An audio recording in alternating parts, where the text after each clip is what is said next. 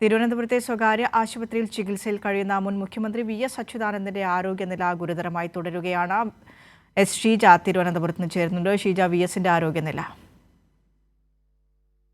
എന്തായാലും വി.എസിന്റെ ആരോഗ്യനില ആ രീതിയിൽ തന്നെ ഗുരുതരമായി തുടരുകയാണ്. നിലവിൽ ഇപ്പോൾ വീണ്ടും ഡയാലിസിസ് പുനരാരംഭിച്ചിട്ടുണ്ട്. ഡയാലിസിസ് പുരോഗമിക്കുകയാണ് നിലവിൽ. കാരണം ഇന്ന് രാവിലെ ആരോഗ്യനില മോശമായതിനെ തുടർന്ന് ഡയാലിസിസ് ആരംഭിച്ചത് നിർത്തിവെക്കേണ്ട ഒരു സാഹചര്യം ഉണ്ടായിരുന്നു. പക്ഷെ പിന്നീട് ആരോഗ്യനില മെച്ചപ്പെട്ടതിന്റെ അടിസ്ഥാനത്തിൽ ആ ഗുരുതരമായ സാഹചര്യം മാറിയ സാഹചര്യത്തിലാണ് വീണ്ടും ഇപ്പോൾ ഡയാലിസിസ് ആരംഭിച്ചിരിക്കുന്നത്. ഡയാലിസിസ് ആ രീതിയിൽ പുരോഗമിക്കുന്നു.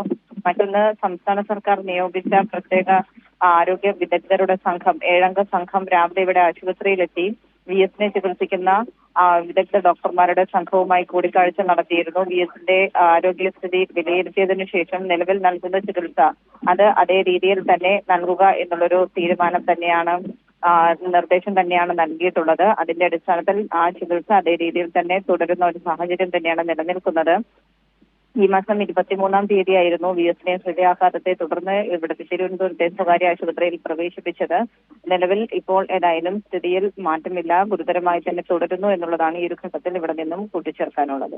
ശരി, ഷീജയാണ് വിശദാംശങ്ങൾ നൽകിയത്. വി.എസ്. അച്യുതാനന്ദന്റെ ആരോഗ്യനില അതീവ ഗുരുതരമായി തുടരുന്നു.